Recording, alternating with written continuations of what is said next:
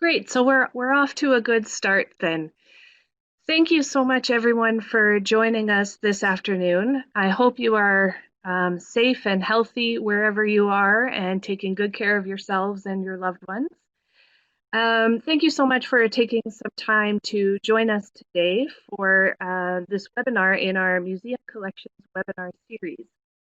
The series is designed to explore the stories that are told through collections, artifacts, and oral histories.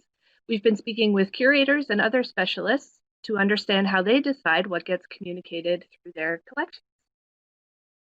My name is Joanna Dawson, and I'm the Director of Programs at Canada's History Society. Canada's History is a national not-for-profit organization dedicated to popularizing Canadian history and promoting a more complex understanding of the past. Many of you may know us as publishers of Canada's History magazine, as well as Kayak, Canada's History for Kids.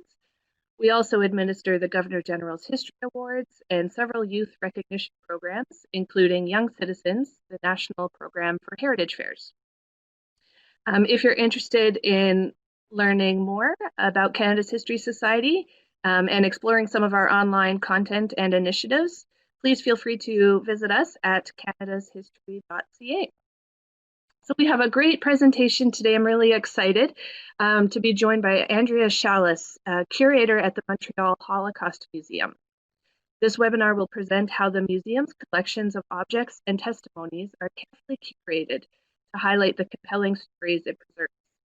Andréa will discuss what choices were made when developing the museum's Objects of Interest webpage and how these artifacts illustrate the museum's preservation work.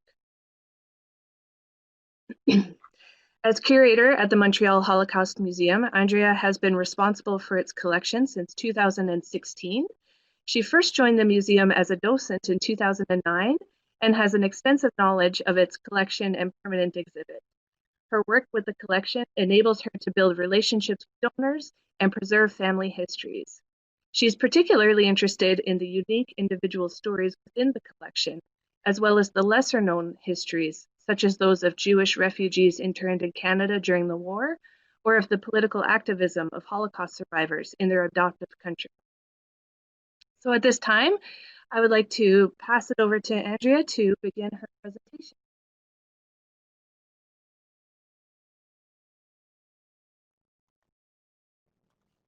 Thank you, Joanna. Hello, everyone, and thank you for being here on this webinar about the Montreal Holocaust History Museum's collection. I would like to start with a brief history of the museum. It was first established, it's actually the first Holocaust museum in Canada, and it was established by Holocaust survivors and young members of Montreal's Jewish community in 1976. 40 years later, we still carry through our programming the museum's original mission to sensitize the public to the dangers of racism, anti-Semitism, and hate. Ever since its inception, the museum has been collecting artifacts and still actively does today. The collection now holds over 13,400 artifacts. Most are documents or photographs because they are what people could save, hide, or retrieve more easily before immigrating to Canada. Objects are donated to the museum by Holocaust survivors or their families. They help document the lives of Jews before, during, and after the war.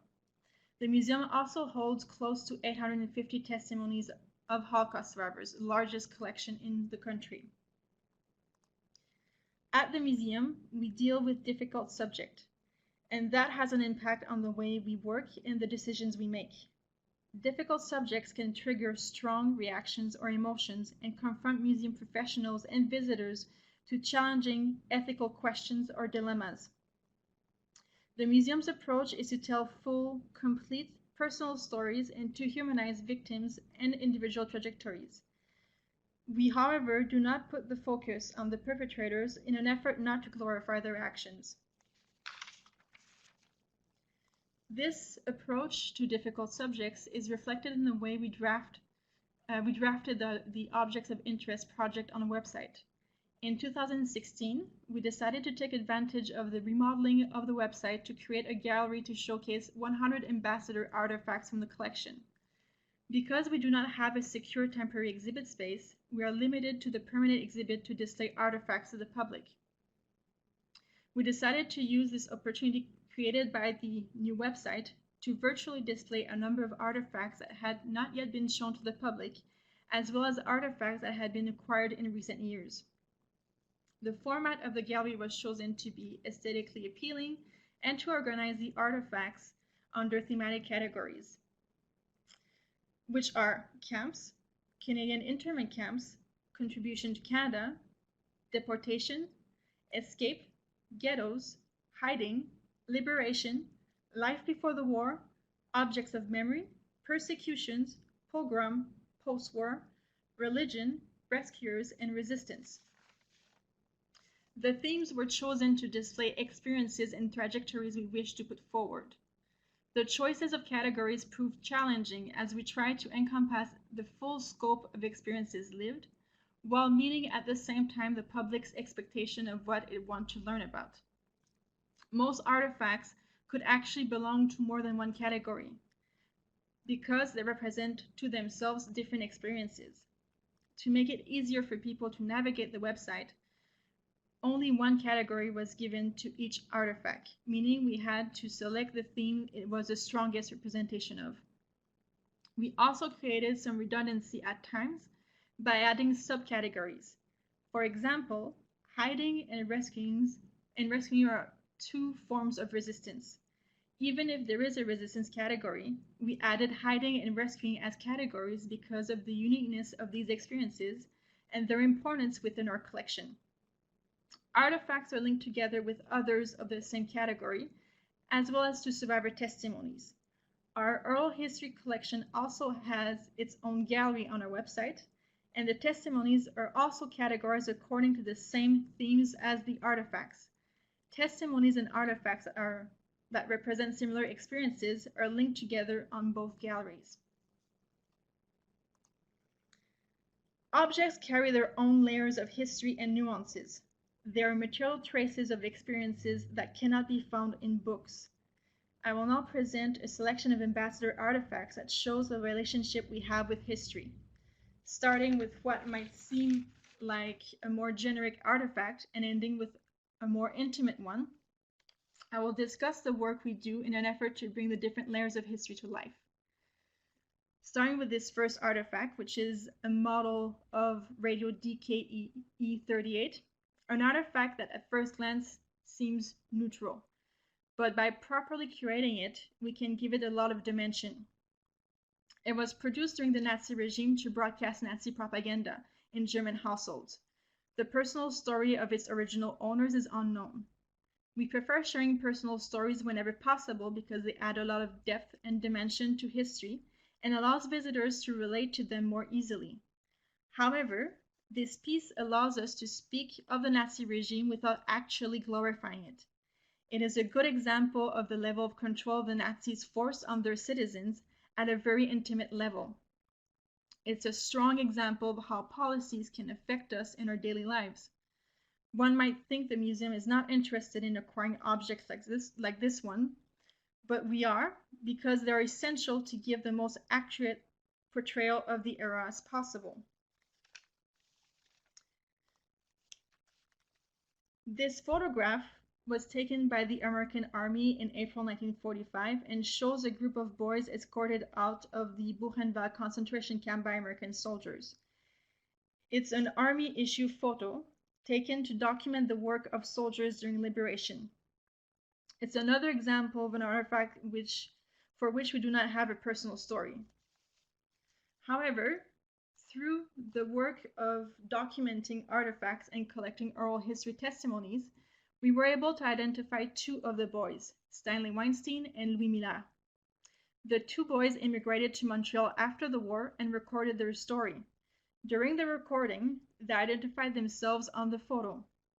Stanley is at the front of the fourth row and wears a cap he made himself. He was put to forced labor in Poland before being deported to Buchenwald. Louis is on the right of the sixth row. He was deported to Auschwitz in the summer of 1944 before being sent on a death march to Buchenwald a few months later. On the photo, and we don't actually see it right now, he wears his prisoner uniform that he received when he arrived in Auschwitz. His wife donated that uniform to the museum a few years ago. Our work of documentation helped us add more information not only about the photograph, but also about the uniform that Cécile Miller donated to the museum, and actually helped us link together two artifacts that can be found in our collection. The next object is this badge right here, a badge that was used to identify Polish laborers in Germany. It was given to Abba Beer when he was living under an assumed Polish Christian identity. Abba's personal story adds dimension to an object that itself does not give a lot of information about its owner. Abba assumed a non-Jewish identity after escaping a forced labor camp. He then volunteered to work in Germany as a Polish laborer. He was arrested for being caught without the badge and then sent to a POW camp from which he also escaped. Abba is a founding member of the museum, and we have his recorded testimony, which is featured on our website's oral history gallery. Both the badge and Abba's testimony are linked together. The badge is also featured on our virtual exhibit, Building New Lives, which shows the story of survivors establishing themselves in Canada and contributing to their new country. This artifact is a good example of the way we integrate stories in different areas of our work. This artifact is an ambassador artifact for the museum on many levels. We call it the Heart from Auschwitz, and it was made in secret in the Auschwitz concentration camp for Fania Feiner's 20th birthday. On her birthday, it was given to her by her fellow inmates with a small cake made from bread and margarine. While we do not have Fania's recorded testimony, we do have the one of Zlatka, the woman who crafted the heart. This artifact allows us to speak of different aspects of life in concentration camps. On one hand, of the harshness and brutality of living conditions for the inmates, the lack of food, the forced labor, the brutal punishments for keeping personal items. For example, Zlatka was looking for something to cover the heart with, and she kept in secret her favorite blouse underneath her uniform. She decided to cut a piece of fabric from that blouse to cover the heart. While she was doing that at her station, a guard noticed her doing something she was not supposed to. The guard questioned Zlatka, and she was severely punished because she would not tell her what she was doing. This story also speaks of resistance in the camps, of solidarity among inmates, and of working together to do something they would be severely punished for if they were ever found out. It's an artifact that speaks of positive values that we still promote today, of solidarity, friendship, and assistance. Its inspiring story has been adapted in a pedagogical tool offered by the museum and is a feature component of our traveling exhibit on youth literature and the Holocaust. It has also inspired others to write books, graphic novels, and make a documentary film about its story. This TORAH scroll has a very interesting story. Morrissey Koppelman had so-called Aryan features, and he took advantage of this to sneak out of the Warsaw Ghetto and pass as a non-Jew. During one of his outings, he noticed a vendor using a TORAH scroll to shield his merchandise from the rain. Despite the danger it represented, he purchased it from the vendor and then entrusted it to a non-Jewish friend for safekeeping until the end of the war. This is a good example of how stories are an important component of our work. The decision taken by Morrissey adds tremendous value to the story of the scroll and gives it more depth. It was a courageous and dangerous decision to make in a very difficult time. Objects have their own biographies and experiences that can be independent from that of their original owners. This TORAH scroll, for example, was probably stolen from a synagogue. It was desecrated by a vendor, saved by Morrissey, entrusted to a friend, and came to the US before being given back to Morrissey's family. People have stories, but so do objects. And we often use this artifact during seminars to inform teachers about the power of artifacts when it comes to studying the Holocaust and how meaningful it can be to interact with them.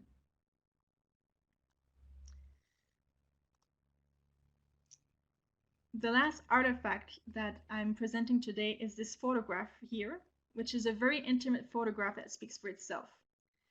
This picture features TORAH and Avram Feigenbaum, and it was taken a few months after they arrived in Montreal as refugees in 1950. In our effort to humanize victims of the Holocaust, we are careful to portray their full life story, before, during, and after the war. Their experiences between 1933 and 1945 do not represent who they are as a whole, and we made the decision not to portray them as victims only. This is a picture that speaks of resilience, of this couple photographed at the Montreal Belvedere, a location that is still very meaningful to Montrealers and tourists in the city today. It connects visitors to the present. It is also very important for us to depict lives that these people had after the war, because there was an after, and immigration often proved challenging on many levels. Sharing full stories is a way for us to work with the Holocaust as a difficult subject. And these 6 artifacts illustrate how we navigate personal stories to share the history of the Holocaust. And I now invite you to visit our website and our virtual exhibits to learn more about our work. And I thank you very much for being here today with us.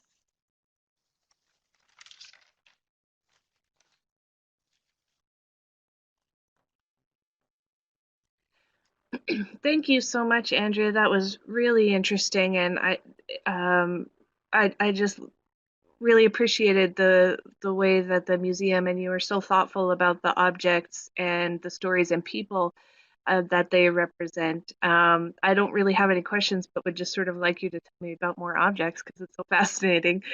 Um, I guess I expect there will be a few questions coming through here, but I think we have a few teachers here with us, and you spoke a lot about, or a little bit about your educational and pedagogical tools.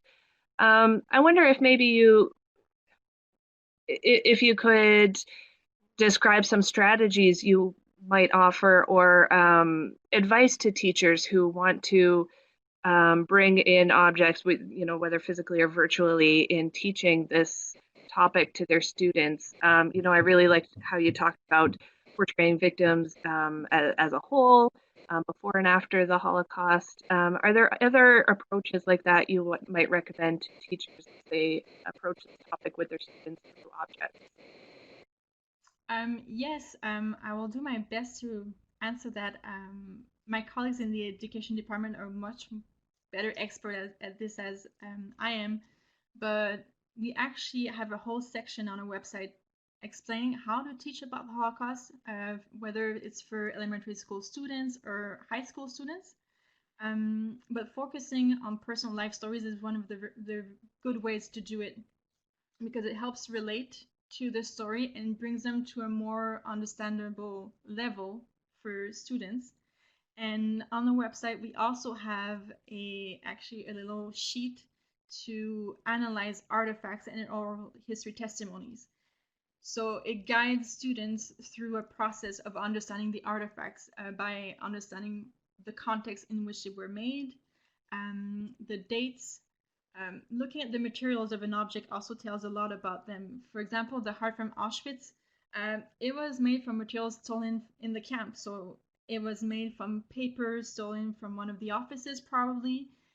It was glued together by a glue that was made from bread and water. So objects speaks a lot themselves. So by analyzing where they were made, how they come to us, we learn a lot about the history of the Holocaust and how people managed to go through that time.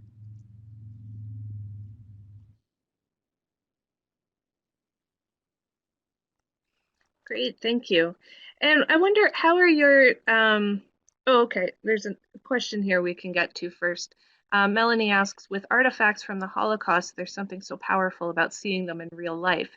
Does this affect your efforts on digital platforms?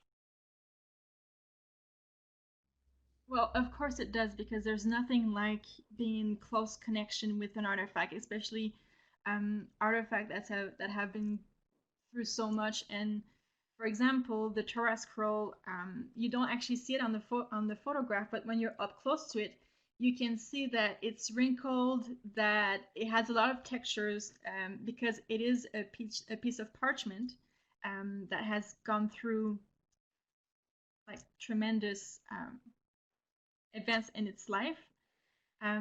So it's hard to translate that on digital platforms. So then it's really up to the stories to add this extra layer of emotion, of interaction with the artifact. Whenever possible, we do encourage people to come see the artifacts up close, but by properly photographing them and properly curating them online virtually, we can still manage to bring a bit of that essence to the public.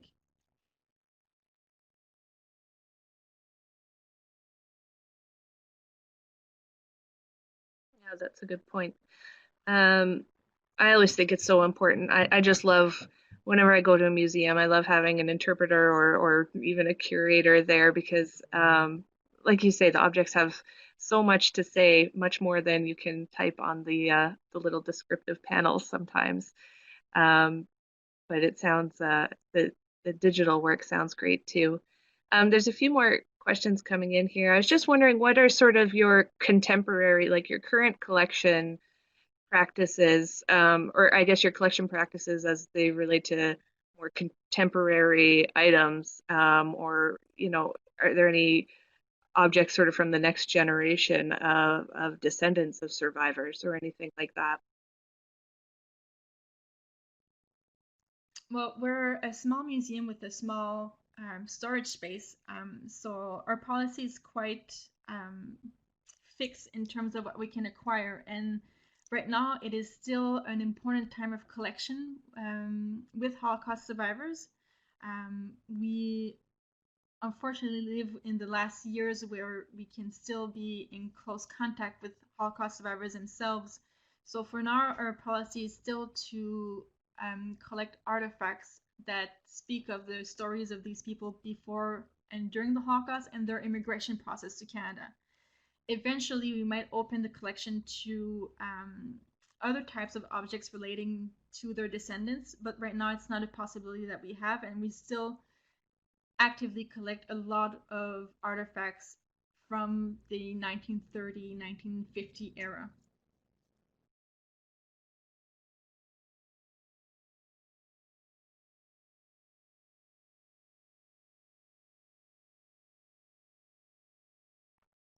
Wonderful. So Karen is um, asked a question. Do you have records at the museum regarding immigration schemes for refugees coming to Canada after the Second World War?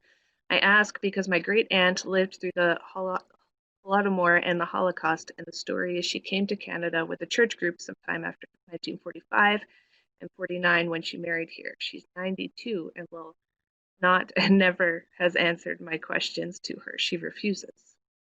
That sounds very. Well, yes, it's uncommon for survivors to not want to speak about their experiences because speaking about experiences is always bringing them back to the forefront. Um, our collection is really about personal stories. So if someone speaks of these schemes, it will be in the oral history collection amongst the testimonies that we preserve. It's not in our mandate to collect documents emanating from government agencies that could speak about that. We do work closely with other institutions or museums that will hold these records. For example, the Canadian Jewish Archives have all the records of JIAS, which was the Jewish Immigration Aid Society, which helped a lot of survivors, of Holocaust survivors, immigrate to Canada after the war. The Federal Archives, if I'm not mistaken, have archives about the War Orphans Project, which was a scheme started in 1948 to have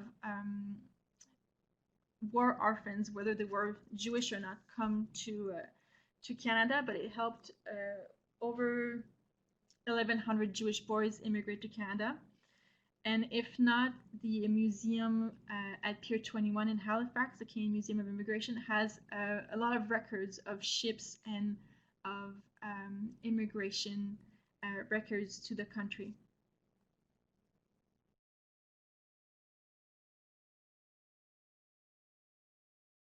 Question. Thank you. I think we've got the conversation going here, so there's a few more things coming in here. Catherine asks, do you have guidelines for collecting testimonies or interview questions? I have children, siblings of survivors, and would like to collect their stories for the St. John Jewish Historical Museum in New Brunswick. Yes, we do have guidelines. It's, collecting testimonies is a whole process, and it's actually my colleague Esther Andor who's in charge of this process. I can definitely put you in touch with her, and she can give you more information. But broadly speaking, it's a process that has several stages. So we will first do a pre-interview with the person to have an understanding of their story and identify a bit the themes and what questions should arise. We do have a form with standard questions, and then we cater it to the person's personal story. And it's really important to ask open-ended questions, because if you ask closed-ended questions, questions that the answer is yes or no, then you close a conversation, and some people will add to that, but a lot of people will just answer yes or no, and then you don't have all the depth of the experience. And once we have the pre-interview done, then we actually do the testimony recording itself, and sometimes it can take several sessions depending on the person and the story. Most testimonies we have recorded last for about 4 hours, and the longest we have lasts for 24 hours. So it really depends, but please, I'll ask Joanna for your contact information, and I can share with you what we have.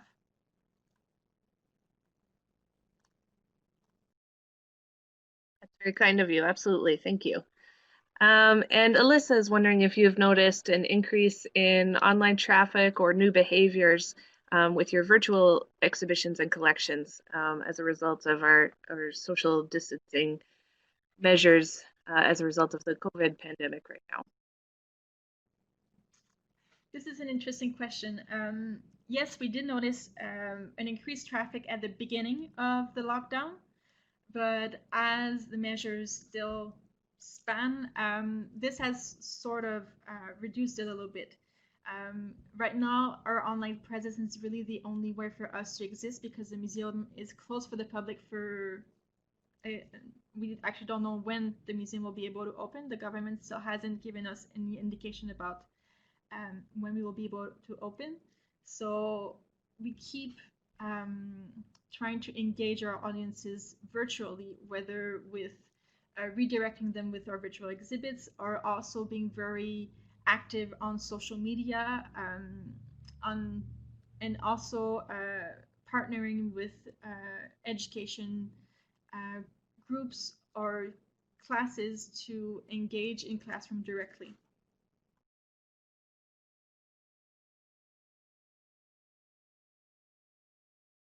Great, thanks. This is quite a range of questions and topics we're getting into here. Sorry, I didn't catch this name here. Andrew is wondering what your strategy, the museum strategy, are with respect to guests struggling with grief or post-traumatic stress disorder, and if you have any protocols for those types of situations. Yes, of course, the subject matter means that it is triggering, and we are aware of this, and it is something that can happen whether in a guided tour or on an individual visit to the museum, and sometimes guests themselves will not even know that they'll be triggered. Unfortunately, the exhibit space is quite small, so if we could, we would actually have a quiet space. Some museums do have that. These are spaces that are integrated but separated from the exhibit, where there is nothing, and people can just go there and just relax and recover a bit before keeping on going. If not, our staff is always available and on hand and making sure that every visitor is okay. If anything happens, they're trained to respond and help visitors and make sure that they're properly cared for before they exit the building.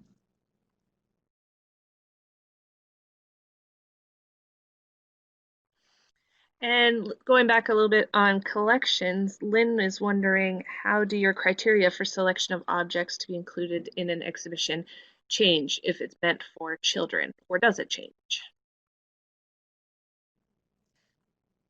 So the answer to this question is twofold, because it's yes and no. Because of the museum's approach on portraying people not only as victims, we will ultimately choose photographs or objects that shows them in a very humanizing way. So we decided not to show very graphic photographs or very difficult photographs, for example, of mass graves and bodies, because we find this not to be respectful, and that there are other ways to explain and show this without actually showing the graphic images. So because of that, the exhibit is children friendly. The challenge with children and the current exhibit we have is more how about how the subject is addressed and explained. The vocabulary and the notions can be more difficult, and that's when guides are essential to adapt the exhibit to children. If not for children, it's really about choosing very personal stories, if possible, of people, children that went through the Holocaust, and it's easier for them to relate to them.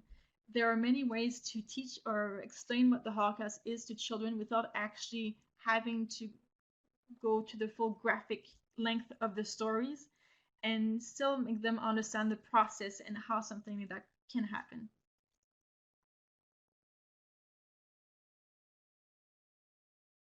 Thank you, Andrea, for these very thoughtful responses. Um, and then Roberta is asking, well, first of all, or second of all, she's asking if the presentation will be available. We will send a link around to anyone who registered, and it will be on our YouTube site as well as canadashistory.ca. I will share it with the Montreal History Museum, and if they want to share it with their audience as well. And then Roberta was also wondering, how does the museum teach about the rise of Nazism?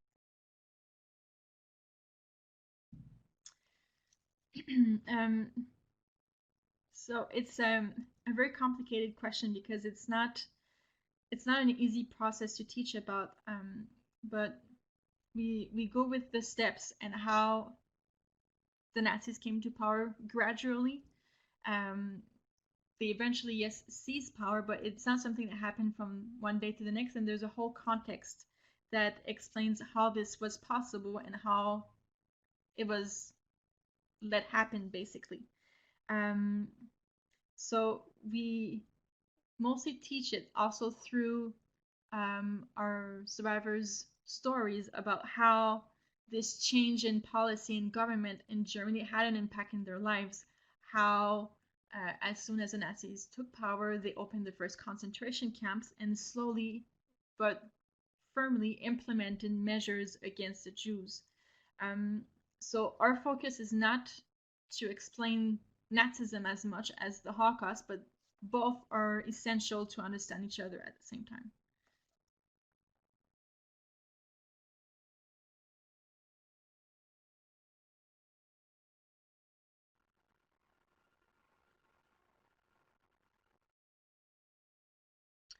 Thank you, Andrea. Some people are reporting that our audio is out of sync, much like we experienced in our test last week. I think it is working for some others. So I think we'll wrap up there. There were lots of great questions. Your presentation was really interesting, and just the stories behind the objects that you shared were really thoughtful and thought-provoking. So thank you very much. As I mentioned to everyone, we will share the recording. I do hope that the audio for the Q&A portion will be sorted out. Um, Thank you for everyone who attended. And if you would like to catch this presentation again or know anyone who might, Andrea has generously offered to provide it again tomorrow in French at the same time. We have registration available on our website, histoirecanada.ca as well. So thank you everyone who joined us as a participant, and thank you so much, Andrea, for the time you took to put this presentation together and share with us today the tremendous work that you're doing at the Montreal Holocaust Museum. So thank you very much. Oh, thank you very much, Joanna. I was really happy to be able to share this with you all today.